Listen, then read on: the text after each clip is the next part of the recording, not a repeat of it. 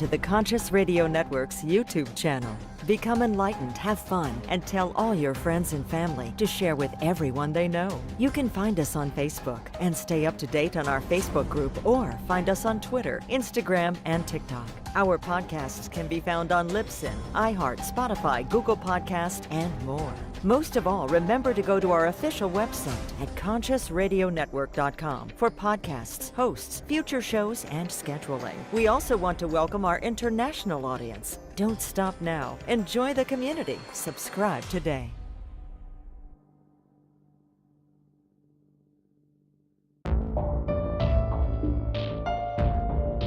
This is the Conscious Radio Network.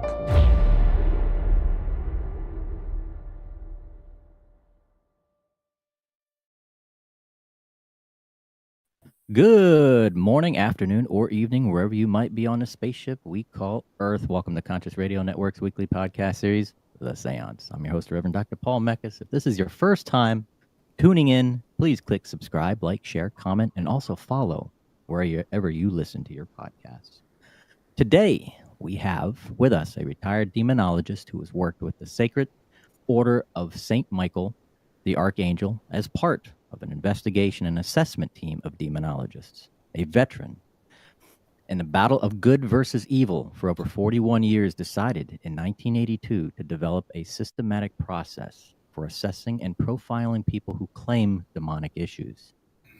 The online demonic profiling studies and demon assessments take the next step forward in demonic investigation studies with a mentorship. Let's welcome to the show Archbishop Ronald Enright. Good afternoon, my friend. How are you? I'm just fine, thank you. Very, very welcome. How did you go in this? How did this all start for you? What led you to get into clergyman? Well, it all started with a supernatural event. It occurred like many, many years ago. I was about 11 years old, and I was taking a shower in my bathroom. And there was this bright light that just blasted right through the bathroom window, and it illuminated the entire room, so much so I had to close my eyes. Wow. To prevent the flash. And then as I closed my eyes, I saw myself many years in the future with a Roman collar and serving in some capacity in the church. And at that time, it was about 30 seconds. I saw this entire, which I view it as a divine calling. I came out of it. I opened my eyes slowly, and I actually saw what looked like or appeared like smoke slowly exiting the bathroom window. Huh. And at that point, everything started happening in my life. Things started happening in a supernatural events, and one thing after another and after another. In 1975, I received holy orders, and that is the ordination into the priesthood. Mm. And at that point, I decided to see my jurisdictional bishop and express my interest in the ministry of exorcism. And he was very surprised, to say the least, because very few priests ever request that type of assignment. But he assigned me to a mentor, and his mentor was a much older gentleman. He was a bishop and an exorcist, and he's done it for like over 20 years. And so he was a very seasonal veteran in this ministry. I was assigned, and I was his assistant for 4 years. In those 4 years, it was my on-the-job training, if you will. I've actually had 3 mentors in that time, but the one was the exorcist, and I was his mentor, or I was his assistant. Anyway, 4 years went by. In 1979, I was brought up and elevated as bishop-elect within the church. Yeah. And then a year later, in 1980, I was appointed the jurisdictional exorcist for that diocese. Hmm. And then immediately after that, well, 2 years anyway, I was consecrated as a Catholic bishop within our jurisdiction. And it was at that time, and keep in mind, I've already probably performed well over 800, at least I assisted in about 800 exorcisms. And that was like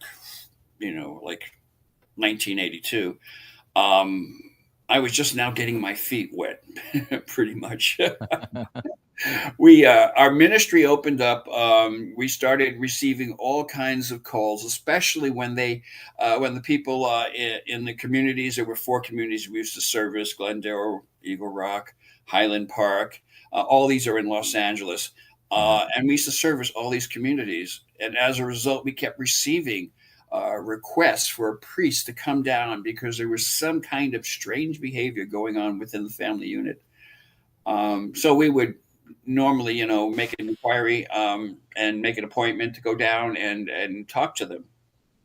And then we found out that it wasn't just a simple house blessing they were requesting. They were requesting something a little more involving.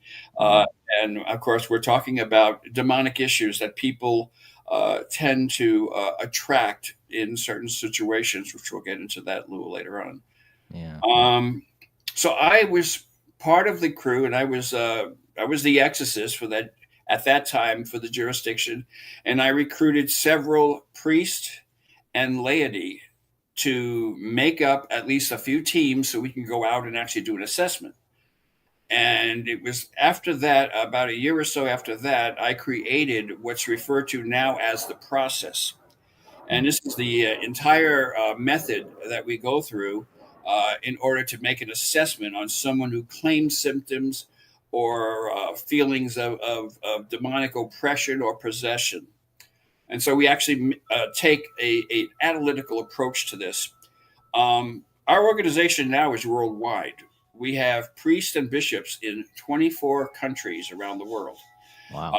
And that means we have 24 different jurisdictions. They're out there and they're communicating with us. We have teams. Our teams basically consist of laity. The majority of our people have at least one medical person, maybe a nurse practitioner or even a doctor. And if that be the case, when they do their assessment, they follow what we refer to as a process. And the process consists of a questionnaire that I designed like 1,000 years ago, it seems. The and right now, this process is being used in 24 countries. Um, and let me make kind of clarify this a little bit. I'm not retired. No one really retires from this from this Yep. ministry. Okay, I mean, we like to think that we're retired, but the guy upstairs has other plans always. Yeah.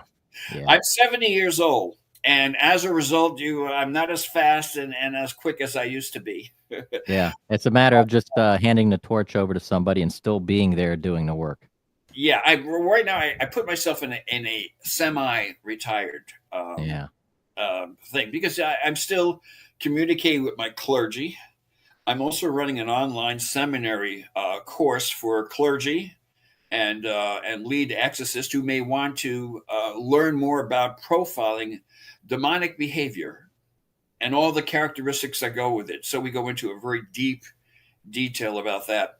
I'm still taking in. I have probably close to 12 different jurisdictions that are just most recently that have joined us in Hmm. our ministry of exorcism. And this is a very real scenario. This is not a job; it's an actual calling. And as I said, my calling began when I was 11 years old, when I saw myself actually performing as a clergy in some capacity.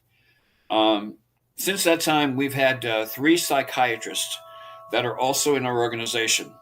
One passed away during the 2020, during the COVID, Mm. thing, and that was really sad. He was an Yeah. MD, and he came down. In fact, I talked to him, and I'm not kidding you, about maybe 2 weeks before he passed, and he was telling me he had a head cold, and and he didn't think anything of it. And of course, 2 weeks later, his sister calls me and says he passed on. He passed away. Wow. And I was shocked. And he was a very active member in our organization. Um, we have and we use and work very close with the psychiatry community, if you will, as well as the medical community.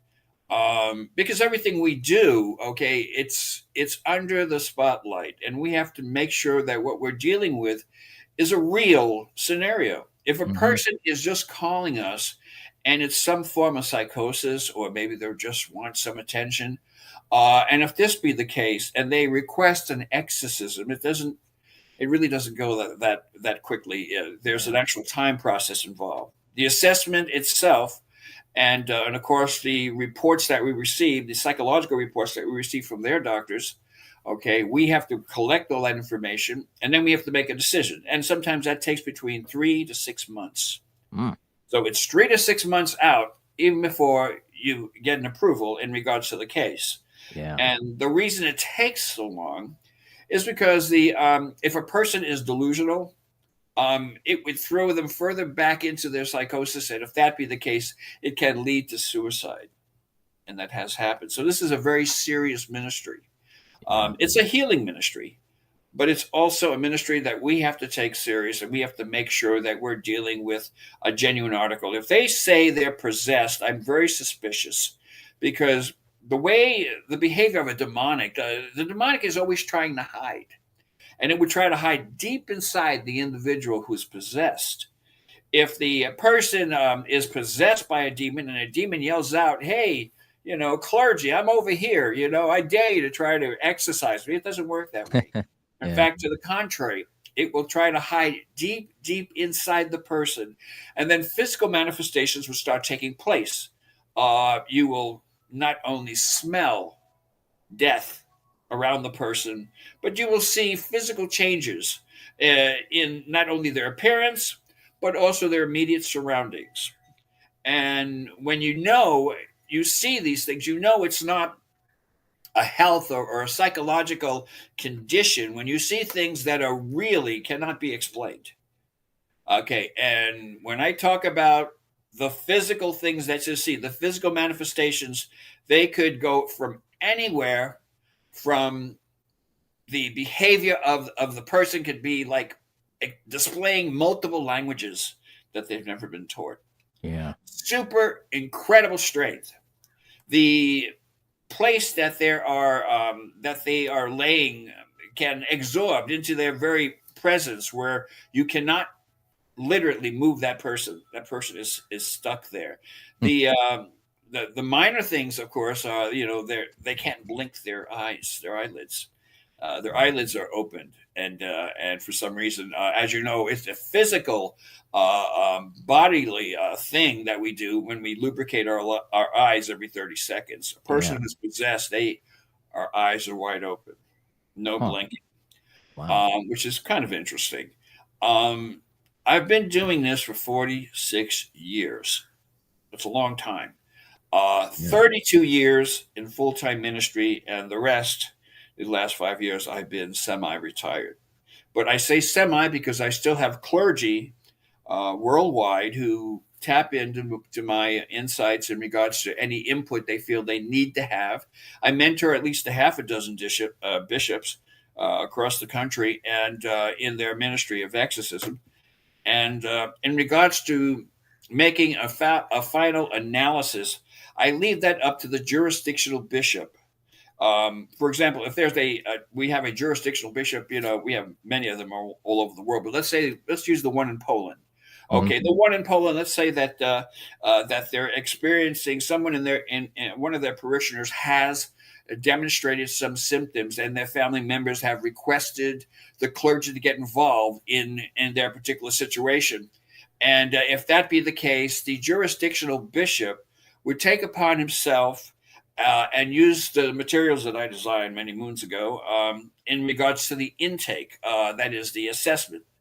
Now, the first contact interview is extremely important, and there's always someone who is recording it. And as the lead investigator is questioning the individual, there's normally three sections that we kind of focus in on. And number one, of course, would be their psychological profile. what we see, what we perceive, and how they basically react physically. So the second thing would be their health scenario. Now, there's a lot of health issues and psychological issues that could also mimic demonic behavior. Mm. And so it's a very fine line there. So we have to make sure that we go in using a very analytical approach, which is the process. And it helps us to gather the information from the individual who is displaying these symptoms. Also, keep in mind, too, that the third, I said there were 3 sections. The third section is the physical manifestations that are taking place around the victim. Now, this could also be what we refer to or we could identify as a demonic infestation. And this is where the space has been open to multiple spiritual entities, demonic entities, if you will. And as a result, the house will behave in a certain way where certain things will occur and be totally supernatural in the sense that it's something you would never ever see in a normal healthy home.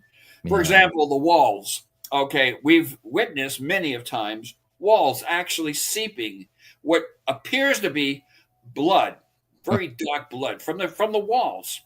And what we've done is, and since we take an analytical, scientific approach to everything, our investigators have taken samples of the substance that have come down, and we've had it lab. We sent it to a lab to have it tested to see what the substance was. Yeah. And the substance came out, and not a real surprise, but it is quite a shocking. The substance was not anything you would ever imagine.